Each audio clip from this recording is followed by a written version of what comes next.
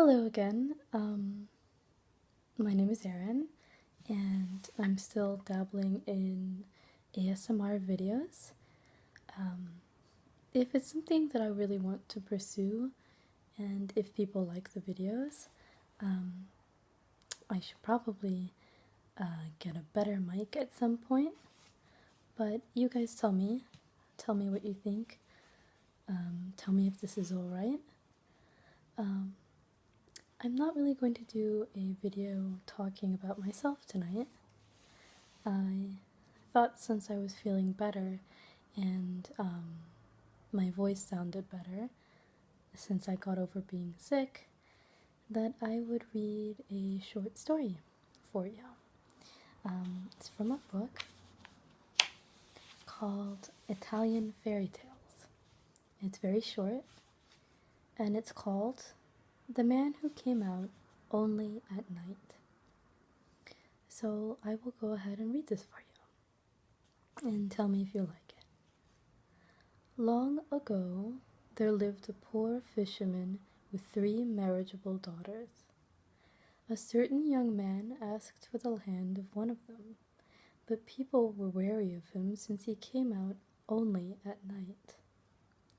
The oldest daughter and then the middle daughter both said no to him, but the third girl said yes. The wedding was celebrated at night, and as soon as the couple was alone, the bridegroom announced to his bride, "I must tell you my secret. I am under an evil spell and doomed to be a tortoise by day and a man by night. There's only one way to break the spell. I must leave my wife right after the wedding and travel around the world, at night as a man and by day as a tortoise.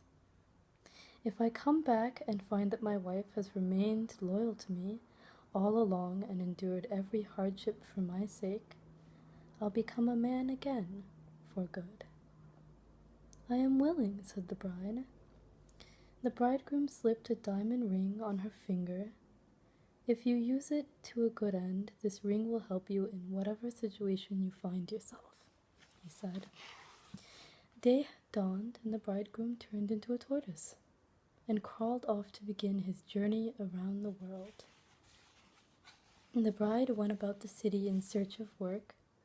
Along the way, she came across a child crying and said to his mother, "Let me hold him in my arms and calm him." "You'd be the first person to do that," answered the mother. "He's been crying all day long." "By the power of the diamond," whispered the bride, "may the child laugh and dance and frolic." At that, the child started laughing, dancing, and frolicking. Next, the bride entered a bakery and said to the woman who owned it, "You'll have no regrets if you hire me to work for you." The owner hired her, and she began making bread, saying under her breath, "By the power of the diamond, let the whole town buy bread at this bakery as long as I work here." From then on, people poured in and out with no sign of a let-up. Among the customers were 3 young men who saw the bride and fell in love with her. "If you let me spend the night with you," one of them said to her, "I'll give you 1,000 francs. "I'll give you 2,000, said another, "and I'll make it 3,000, said the third. She collected the 3,000 francs from the third man and smuggled him into the bakery that very night. "I'll be with you in a minute," she told him, "after I've put the yeast into the flour. While you're waiting, would you please knead the dough a little bit for me?" The man began kneading and kneaded and kneaded and kneaded. By the power of the diamond, he couldn't for the life of him take his hands out of that dough, and therefore went on kneading until daylight. "So you finally finished," she said to him. "You really took your time," and she sent him packing. Then she said yes to the man with the 2,000 francs, brought him in as soon as it grew dark, and told him to blow on the fire a moment so that it wouldn't go out. He blew and blew and blew. By the power of the diamond, he had to keep right on blowing up until the next morning, with his face bulging like a wineskin. "What a way to behave," she said to him in the morning. "You come to see me, but you spend the night blowing on the fire." And she sent him packing. The next night she brought in the man with 1,000 francs. "I have to add the yeast," she told him. "While I'm doing that, go shut the door." The man shut the door, which by the power of the diamond came open again right away. All night long he closed it, only to see it immediately reopen, and in no time the sun was up. "Did you finally close the door? Well, you may now open it again and get out." Seething with rage, the 3 men denounced her to the authorities. In that day and time there were, in addition to policemen, women officers who were called whenever a woman was to be brought into custody. So 4 women officers went to apprehend the bride. "By the power of the diamond," said the bride, "let these women box one another's ears until tomorrow morning." The 4 women officers began boxing one another's ears so hard that their heads swelled up like pumpkins. And they still went on striking each other for all they were worth. When the women officers failed to return with the culprit, 4 male officers were sent out to look for them. The bride saw them coming and said, "By the power of the diamond, let those men play leapfrog." One of the male officers dropped down at once on all 4s. A second one moved up, put his hands on the officer's back, and leapt over him, with the 3rd and 4th following in his tracks. Thus began a game of leapfrog. Right at this point, a tortoise came crawling into view. It was the husband returning from his trip around the world. He saw his wife, and behold, he was again a handsome young man. And a handsome young man he remained by his wife's side up until ripe old age. I like that story. I think the bride was a little devious, but I think it's sweet. It's a nice twist on a fairy tale, and I hope you liked it. Since I have a little bit of time, let's talk about something other than fairy tales. In my last video, I talked about insecurities and perception, and how our insecurities make us all alike because we all have them, but they also isolate us because they're so subjective. You might think that I have a certain set of insecurities that I don't have, and I might think that you have a certain set of insecurities that you don't have. But we both do have insecurities, we just don't know what the other one's is. So it's very universal, but also very isolating. And I was trying to demonstrate that I'm happy with the way I am. And I was born different.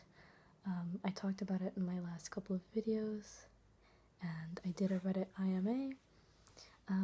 And I'm different in that I was born with an obvious physical deformity called radial club hands.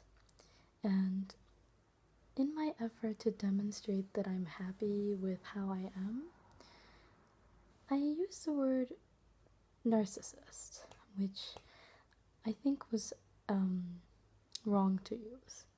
It's not the right word. Narcissism is a bad thing, and I think when I referred to myself as a narcissist, I was saying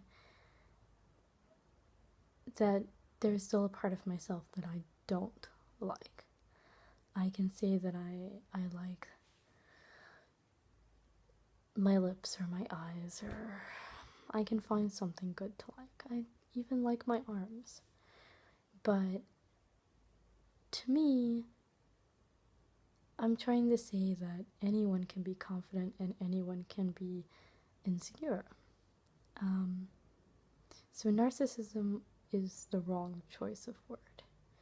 to use, and I used it, I think, because I didn't want myself to get away with praising myself in a good way, if that makes sense. I think that I have a lot of good qualities, and I'm comfortable with my body, but I think I have a lot of bad qualities, and sometimes I'm not comfortable with my body.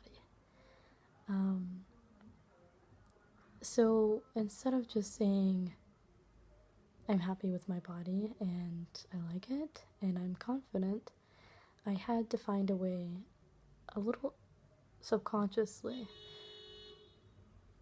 beeping, I had to find a way to say that I liked myself without being wholly good, because I guess I thought it was obnoxious. And so I used the word narcissist, which is bad, and I don't think anyone should be a narcissist. Do I actually think that I am? I think sometimes my life is like a pendulum. I started maybe kind of on one side where I really disliked myself and I hated the way I was born, and over time I kind of made myself swing in the other direction. It's something that I'm aware of, and again, I call it narcissism because I know that that's a bad thing. I'm not trying to wholly praise myself, but I would say that it's a misconception to say that what I have been talking about in these videos is that it's good to be a narcissist. No, what I think is it's good to take what you are, even if it's a seeming flaw, because everyone has flaws and everyone has insecurities, and to take those things and to use them as something good. I don't think we should let our individual parts define us. But in some ways, taking something that could be a weakness and using it, defining it as a strength, and owning it instead of hiding from it, that's what I'm preaching. Preach, again, is maybe not the right word either. Boy, I'm second guessing myself a lot. But my message is not one of narcissism. It's just, to quote Tyrion Lannister, never forget what you are. No one else will. Wear it like armor, and no one can ever use it to hurt you. That's what I'm trying to do. And as far as my pendulum metaphor earlier, I was on one side, rather self-loathing, and then maybe swung too far in the other direction, and I hope to settle in the middle, instead of wildly flinging myself from one emotion to the next. But in a way, that's what makes us human. Anyway, I've been babbling enough. I know that there are some outside noises. I can't do anything about that. Let me know if you like these videos. If you want more, I'll see what I can do about getting a microphone and a more quiet spot. I actually find these very soothing,